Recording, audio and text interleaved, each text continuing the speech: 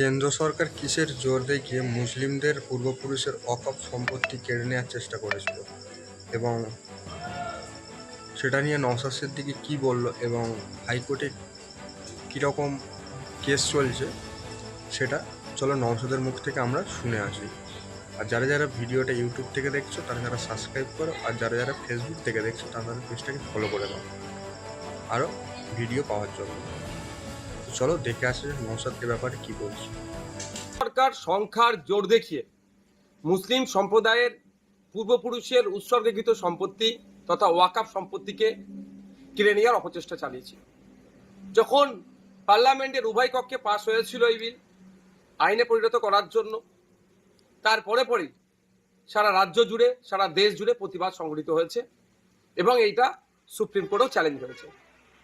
বেশ কিছুদিন ধরে সুপ্রিম কোর্টে মামলা চলে ও একাধিক পক্ষের শুনানি হওয়ার পরে আজকে চিফ জাস্টিসের বেঞ্চ একটা অন্তর্বর্তী রায় দিয়েছে।